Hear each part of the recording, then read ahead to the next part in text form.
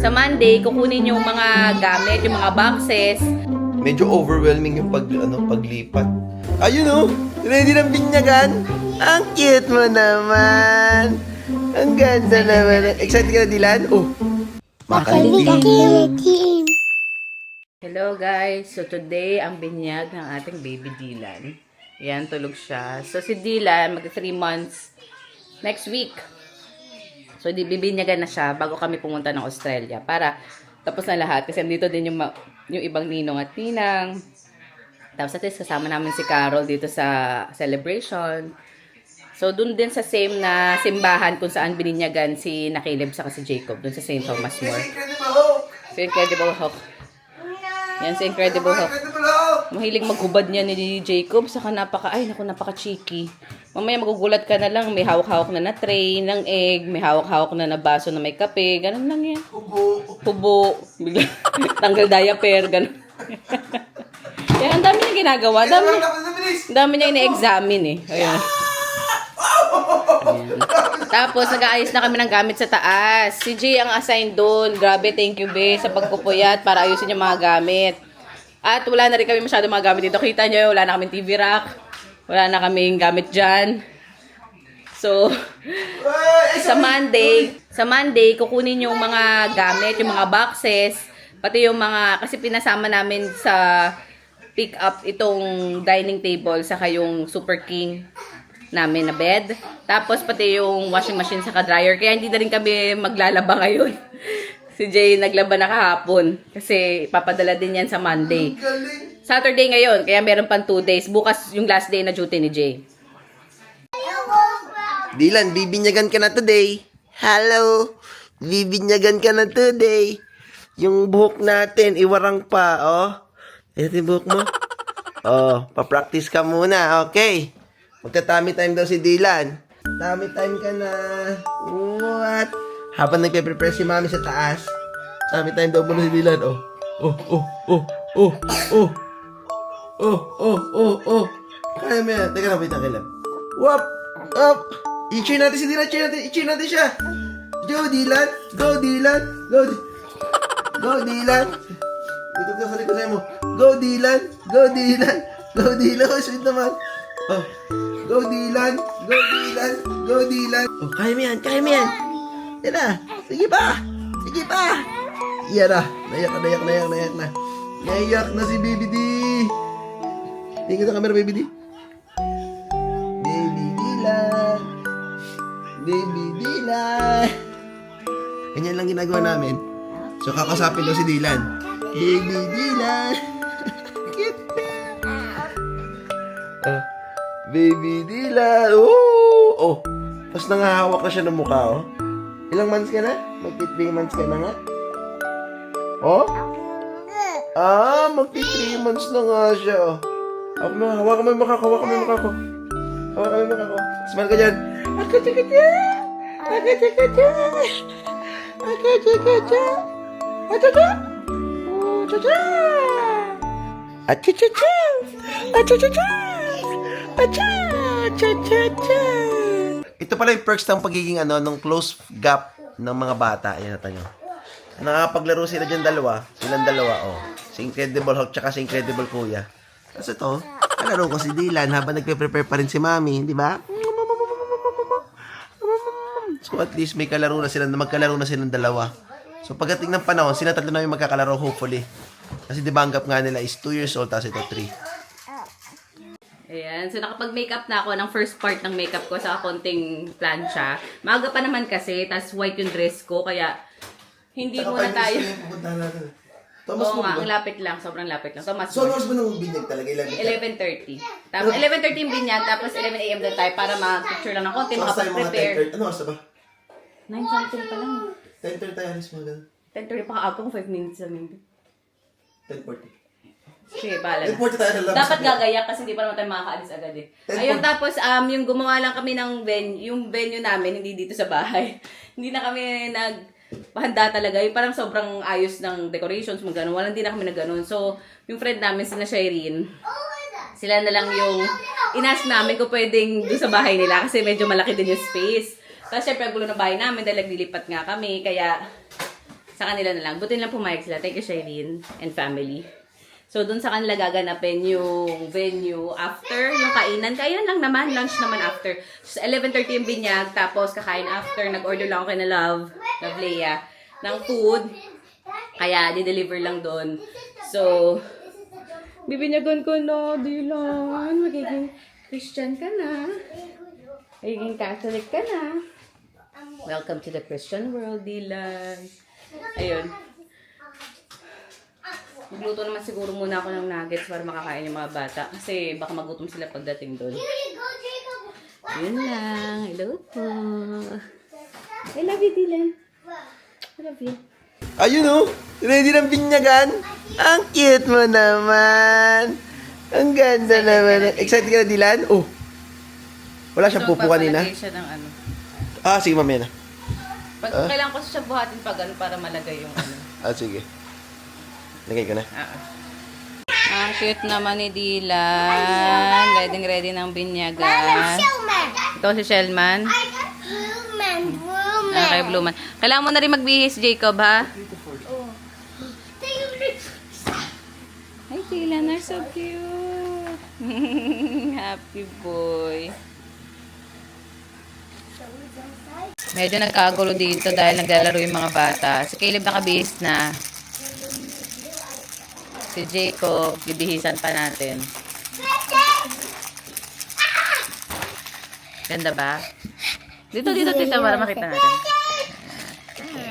Patag napit, Lib. So, ito yung aking makeup. Ganyan lang. Si Dylan, ayaw matulog. Inaantok na siya. Ayaw matulog, Dylan. Ha? Ayaw matulog ni Dylan. Shake ko lang ng ganyan. Malapit na. 10:30 na. So, malapit na kami umalis. 11 o'clock yung binyag. 11:30. Pero 11 o'clock doon kami pupunta. Happy birthday to Mommy. Happy birthday. Thank you.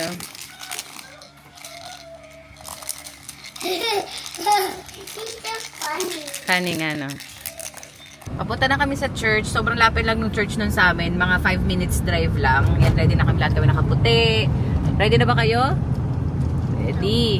So, kumakain na lang sila ng nuggets dyan. At least hindi sila magutom mamaya. Binaon na lang namin kasi hindi kami nakakain bago umalis. Tapos si Dylan, kanina umiiyak siya. Antok na kasi yan. Gusto lang talaga niya umandan yung sasakyan. Ganun siya.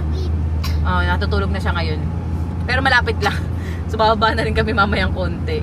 Ang dami kasi, ang hirap na kasi sumakay ngayon sa sasakyan. Yung pag aalis na, ang daming inaayos, ang daming mga dala. Kaya, ay. Ikaw, Ben, ano masasabi mo? Okay naman. Yeah. Ang gulo. Ayun. So, pero simple. Pero simple lang talaga yung ano namin, yung binyag ngayon. Binyag lang talaga. Tapos, kakain lang kay na Shireen. Parang despedida na rin yun. Or get together kasama yung mga ka-work ko.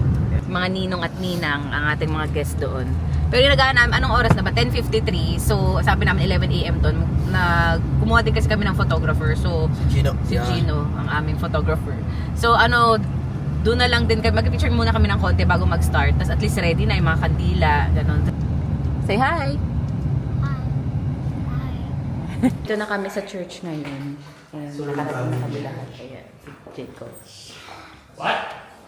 Kasi Caleb. Dito kayo lahat pininyagan. O, saan siya ang bibinyagan natin? Ayan, si Dylan. Dito sa kabila. Sige, pasok kayong lahat dyan. Thank you. Dito yung St. Thomas More. Dito bininyagan lahat ng mga boys. Si Dylan tulog na tulog pa.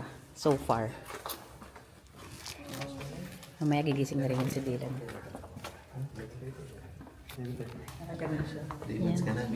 Magpo-photoshoot muna sila bago yung actual na kasi naka-3 kasi siya. Kasi magka-3 months na siya. Tara, kunin ko na rin si Dylan. Ayan, naka-3 months siya. Ay, paayos nga. Nagpa-dede kasi ako kanina. Okay.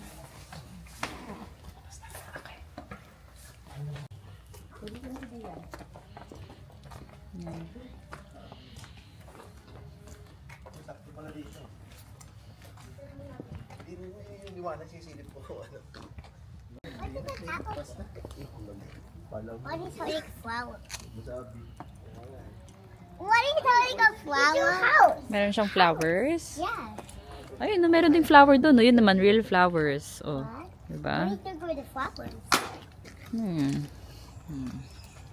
Ah, hindi, gisa. Ay, oo, tulog. Parang nasisilawan. Hindi, tulog eh. Sisilawan So, ata. nag-continue yung tulog niya. Cute. Newborn photoshoot pala. Hello. Yeah. Dito mo, pre. Okay, Atas pa kami. okay.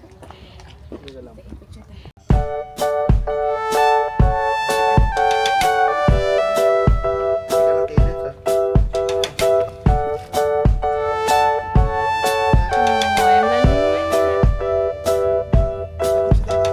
One footing.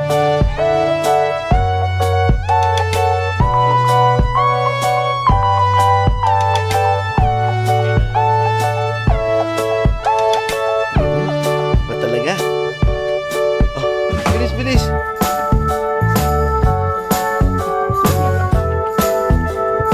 Godparent. Pati yung si Dylan. Sila lang. Naku, si Dylan sana. Ganun mo kaya si Dylan, Jay. Ganun mo si Dylan. Wala pala ako nakafocus. Ayun na. Cute nila. Paka-cute.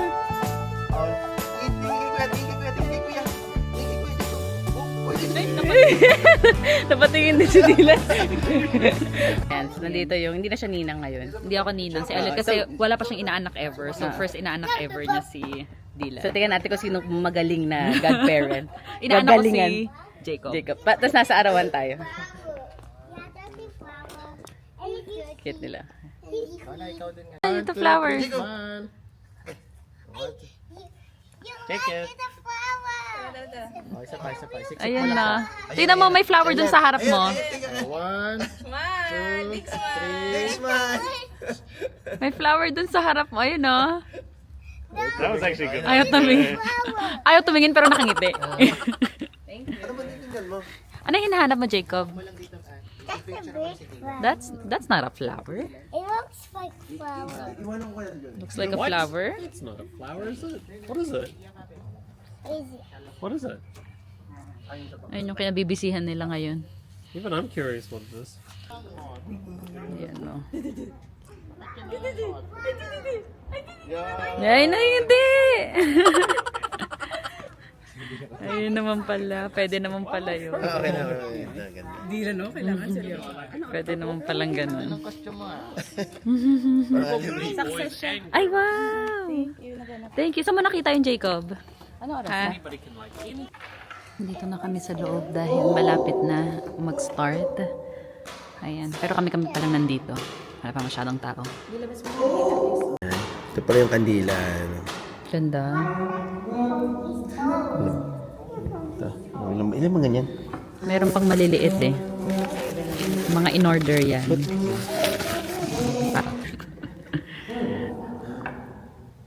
Ayan yung mga maninipis. Ayan no. Ayan no. Yung design ng yung sa mga godparents.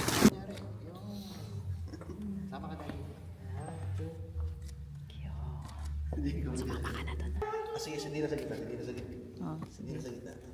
Ayun. Pwede naman pala yun. Sobrang cute ate. Sobrang cute. Paano mag-ano? Paano yun? Can you try this? Can you try, Jacob? Yeah, you mean go like this? You know how to do this? Yeah? Yeah. Go like this? Ganyan mag-pray? Ha? Ganun mag-pray? I don't think of it. You cannot try. Can you try this? Baka naman kaya. Oh.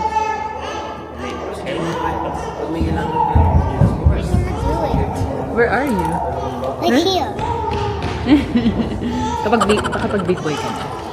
Kapag mas matangkad ka na, ha?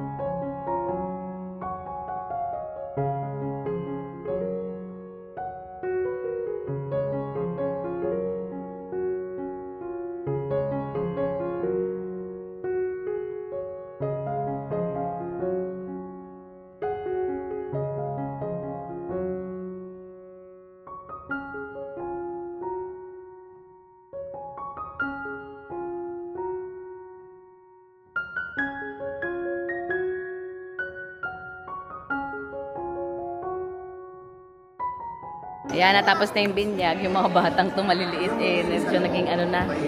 Naging aligagana. Gutom na daw sila. Ayun. Punta naman na kami kina Shireen ngayon. Doon kami kakain. Lunch lang. So, dito na kami kina Shireen. Ito na yung mga food. Ayan. Kain na mamaya. Ito na yung bali in-order natin kay Love Leia. Ayan. Uy! Uy! Musta? Alright. So, ito mga bisita natin. Hello, hello, hello, hello, hello. Ah. Yan na, oh. Ano? Yan, may mga ice cream. Strawberry please. Nakapila na din si Jacob, mga nag-ice cream. Mommy, did Kuya get one? O Jacob, ikaw sunod. Hintay ka lang dyan, wait ka lang dyan.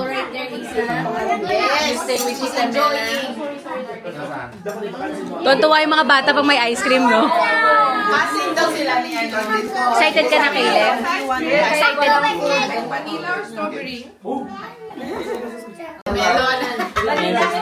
Bigat yan. Ano daw? Nasa camera ka dahil. Sa camera ka.